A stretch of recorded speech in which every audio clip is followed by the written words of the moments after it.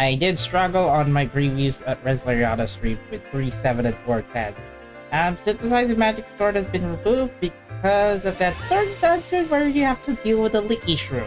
I did like that. Main story 4.10, Hidden Talent. There's a sword, but I still haven't cleared Sword Battle 3.2 yet. These were removed, I guess it just to make the game easier for most of us. So anyway, nonetheless, let's start the Legend Fes Breakdown in about 3. Alright, so 5 million downloads, which is 3 million in the Japanese version, 2 million in the global version. So now we got Princess Meruru, or in the Japanese version we call him Damsel in Distress Meruru. Well, it's already in the subtitle. Alright, this is 10 point time for another Legend Fes Breakdown. It's gonna be short and easy since I'm just gonna do Meruru and then 2 short Memorias shortly. Let's go straight to Meruru, Damsel in Distress. I did consider that she is kinda fast. Well, she does have it. She does have a speed of 241, which is below average to 250. Physical attack 557. Obviously, she is using magical powers, so 702 for magic attack and 494 defense for magic, and 455 being her lowest. She's gonna have a struggling time against the enemies that do physical damage on her. Skill 1 damages enemies with 88%, stunned by 7% with 100 tick time. This one comes with a unique effect. It actually stacks. After attacking group, boost freeze breeze damage by 10%. freeze breeze. Just call it freeze breeze damage. That increases by 10% but up to 50%. I think it has to do with her second skill, which is a damage of 267%, 31% stun, and a wait time of 175. Okay, so this is 25 ticks faster than 200. Now this one works stack along with skill 1, Freeze Breeze, which after attacking, she'll boost her own skill damage by 30% for 2 turns. Here's the thing, strategy if you're playing her on manual team, try using her skill 1 5 times, but make sure you'll have to use it at a tactical time since the 50% stack will only be available during battle. After stacking her Freeze Breeze damage by 267%, it will be upgraded to around 317% damage. Then boost her own skill damage for 30% for 2 turns. It's gonna be a theoretical measurement of 347 damage. Quite big for skill 2, but it only works for one enemy since given that she has to go 1v1 against like the Licky Shrew, the bosses, enemies that are weak against ice attribute. Meruru will likely be a reliable attacker, but this does not work on autoplay teams, so you have to do this manually if you want to take advantage of skill 2.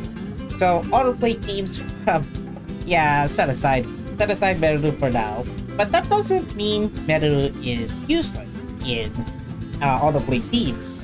Melty Runaway, which is her first, targets one enemy with 368 damage, 55% stun, with a wait time of 150 ticks.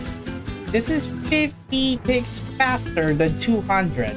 After attacking, she boosts her own speed by 50% for 1 turn and her own skill damage by 50% for 3 turns.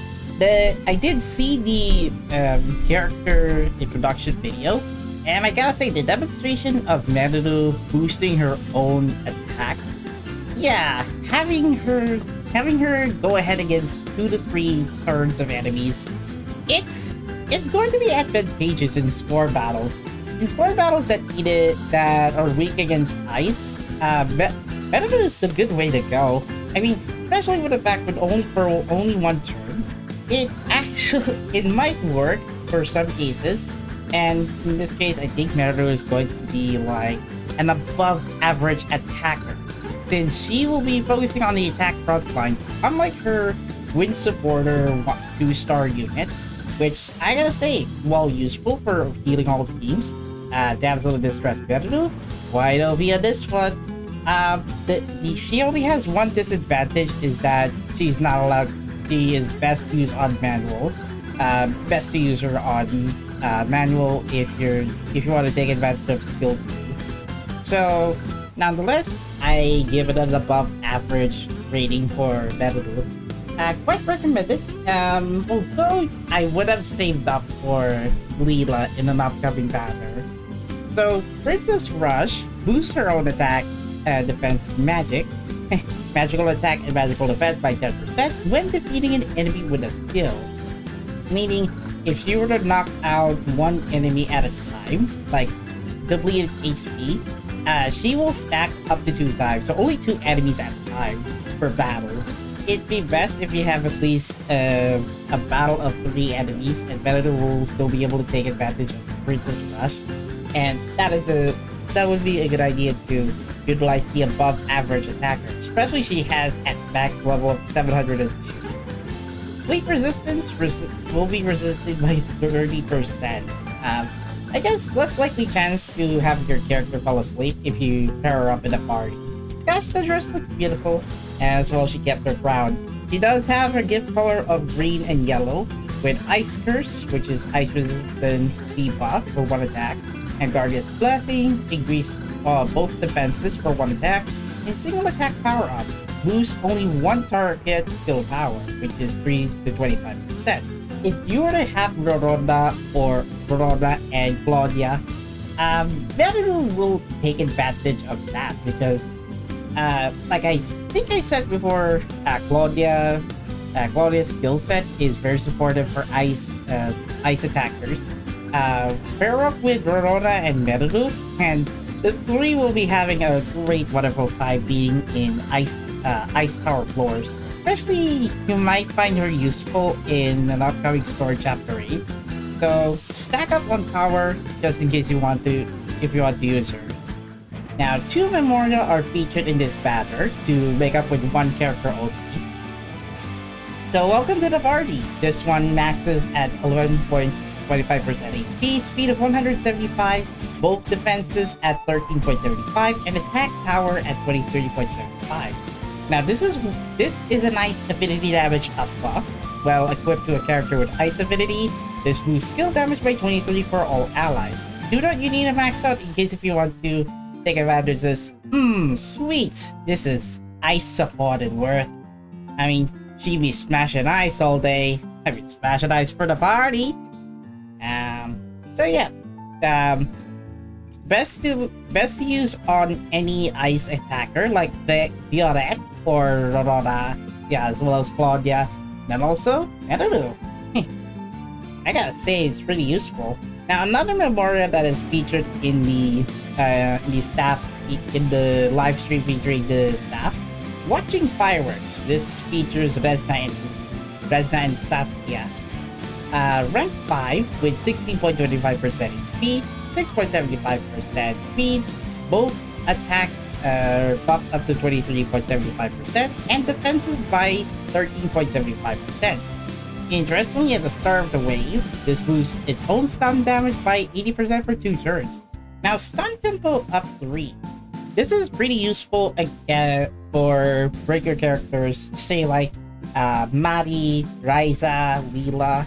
You'll know these 2 breakers will be coming up soon, but Mari, Marion, Heathcliff, all the rest of the breakers can take advantage of this card, but I would recommend this on multiple target breakers. So if you have Mari, I think this one's pretty good to go. As well as Shatistera. Shatistera is quite useful as well on multi-target break scenarios. So this SSR is much of a useful delight. Now, this is a very short video. As I said, this is, well, pretty much that's gonna be it for this banner. So yeah, story 410 is unlocked for me, even though I haven't cleared Core Battle 32. And that's going to be it for the Legend Fes Breakdown. Next one will likely be Halloween Black Death, given if the event takes place outside of Halloween, we'll have to wait and see. But if you're interested to get Meruru definitely distressed, especially this first animation, I mean, check it out if you're interested. Now, yeah, that's going to be it. Thank you for watching. Like, share, subscribe. Discord server and Blue Sky account. Link in the description. I'm also streaming 3 to 4 times a day. See you guys next time. Goodbye. See you soon.